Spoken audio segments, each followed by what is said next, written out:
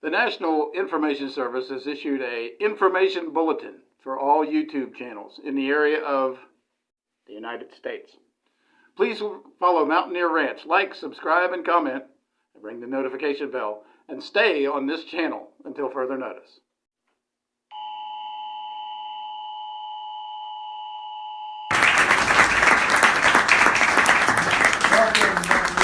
I'm Terry, this is Paul. Good to have you, good to see you. We're going to get straight into the meat and potatoes. Today we're going to be talking about our West Virginia coaches.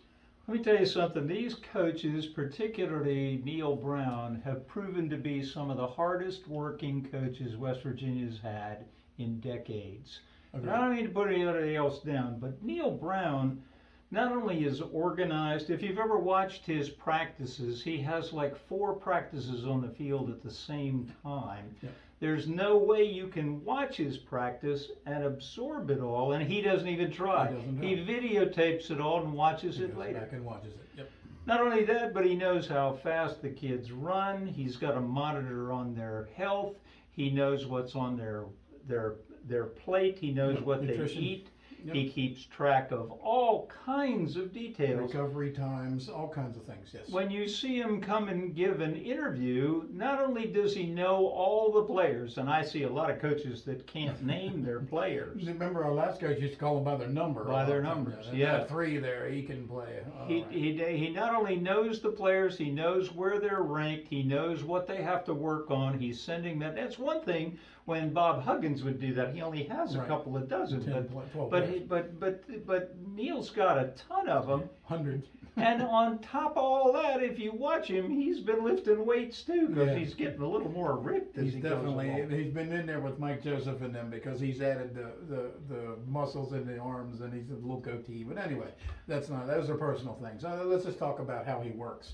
And people don't even seem to understand that. And I think this whole staff has got the whole program moving rapidly in the right direction, mostly because of recruiting, because they worked harder on recruiting than I ever recall anybody. And maybe it's just because I've read more about it. Some might disagree with you with the rapidly part, because this is his 5th season, and we don't. But you have to. One winning record. We had a bad record last season. We had a cloud hanging over the coach. We had people talking about him being fired. Yeah. We had chaos in the Big 12. Our athletic director got fired. And we lost our 5-star starting quarterback, our offensive coordinator, all the rest of that. And we still end up with gems like C.J. Donaldson and some of these guys out of the blue that we picked up, not to mention the pluses that I want to talk about today. One of the first things is, if you listen to all of the coaches talk, and that's where I go, to the horse's mouth, we are going back to fundamentals. We're stronger than we've been in a long time. Every one of them talk about Mike Joseph. All of these kids have put more weight on, and they're stronger. They're more physical. There's more emphasis on physicality this time than we've had in the past. We've had coaches in the past that didn't talk about that at all. They talked about athleticism, but they didn't talk about being physical, and it reflected. We didn't tackle last year. We didn't hit people last year. We didn't knock people down last year near as much as the regular old bare knuckles Mountaineers used to do. Well, you talk about that on that physicality, and the part of that, you think about that more in 2 areas, probably offensive line and knocking people off the ball, and probably defensive coordinator, the tackling people, being in a position to tackle people. And lots of times our guys were in position but just couldn't make tackles. Yeah. And that's where you lose. You can cut them a little bit of slack on the defense. Defense killed us last year. And I don't know how far we want to go back into this stuff. We had, with the new Brown group coming in, we started out with some pretty good defense under the previous coordinator, Vic, and that included with some really goofy players that transferred in and out and were hard to coach, and they didn't know what they were doing, but we had a pretty doggone good defense. That guy was a real hard-working coach, a very good defensive coordinator, had been a head coach, so he understood that part of it too. But he was fantastic. Well, we had a little scandal there, and we didn't get him. Boy, would I would love to have him still as our defensive coordinator. No offense to what we got with Jordan. It was just bad. It was a disruption that we didn't need. We had a pretty good defense the next couple of years as well, but starting last year, our team leader on defense was a cornerback who got injured on the very first series of the very first game. Yeah. And it was clear they were disassembled after The that. secondary really never recovered until later in the season, the last 3 or 4 games actually. A lot of the secondary was young. A lot of them were flying around, didn't know what they were doing. They didn't intercept anything. They didn't knock people down, but they did enough. If we had had the offense that we thought we were going to get with this 5-star quarterback and offensive coordinator, he was fine for a couple of games, and then I didn't see anything that looked like an inventive, clever offense. And this 5-star quarterback is now on what, his 4th or 5th school? Yeah, fifth and he school. hasn't led anybody to Yeah. anywhere. And I'm not picking on him No, either. I know. But West Virginia for a long time didn't have under Brown didn't have the quarterbacks.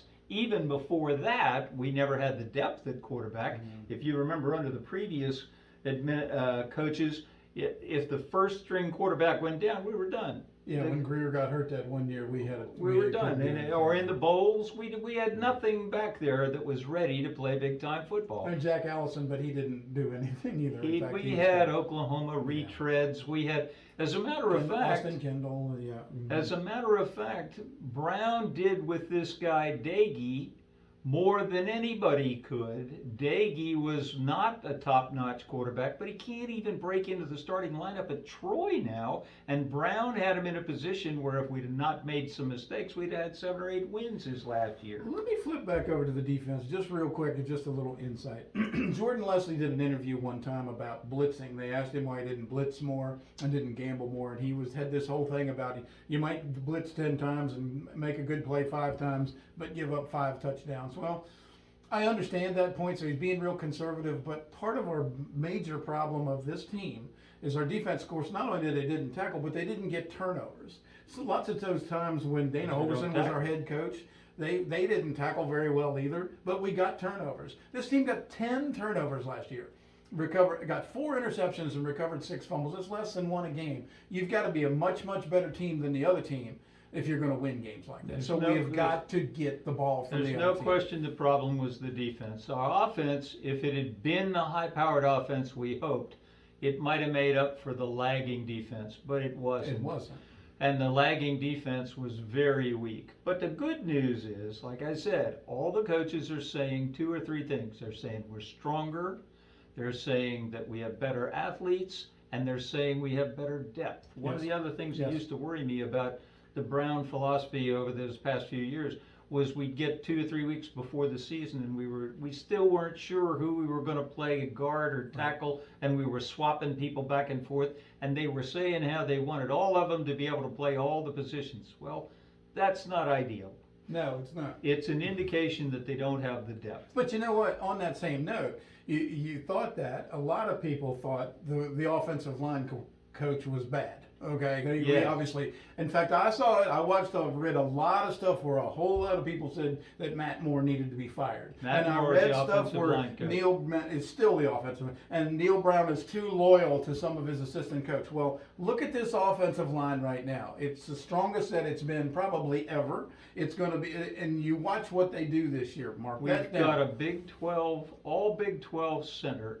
We've got a veteran tackle on the right side. And by the way, we also had another coach say that you can't win in the Big 12 out of West Virginia. That's right. You have to recruit someplace else. 3 of these 5 are from West 3 of Virginia. the 5 linemen on the offense that are going to be a quality line are from West Virginia. One of them was Doug Nestor, who did go to Virginia Tech, but he came back when Neil Brown got West Virginia. Interesting. That last one didn't get him to come there. Well, maybe you can't go. Anyway, that's your But positive. yeah, Here's your right back positive. at you, but Matt Moore, and I'm so glad he is loyal to Matt Moore, and we got him because we got one of the best offensive line coaches in the country. Sorry, go ahead. I think that's what you do when you're going to build a program, a Vince Lombardi, a Don Nalen type program. You do it with physical tackling. You do it with offensive lines. You do it by doing the basics well and not worrying as much about the fancy stuff until the basics are done. Exactly. Coach Brown has done that. He's not only done that, he's done it in the face of NIL, people trying to steal your best players. And one of the ways he did that was making them into a family. Right. They go to barbecues together. They work together as groups. Yeah. They hang out together. They room together. You got to do that if you're going to keep them loyal. You know, yeah, exactly. I was a little annoyed over the past when you had people that said they were loyal to the school and then don't play in the bowl. Yeah. Well, I have to go prepare for the NFL, or I don't want to get hurt.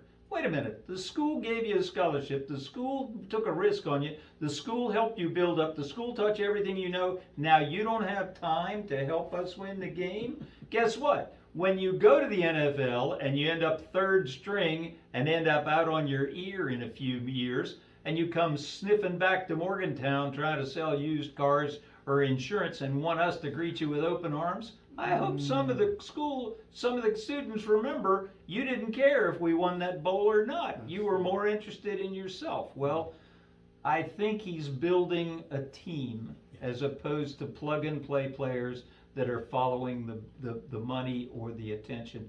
And I think it's what you have to do at this school, because you're not going to get the best players in high schools come there. Just if you don't know that, I'll tell that to you. West Virginia is not going to get the best high school players in the country to come to play for West Virginia. It's not going to happen. If you look down through the rankings, you'll see that like Oklahoma and Texas have like 3 5 Georgia, stars, Alabama, 24 to 10 4 stars.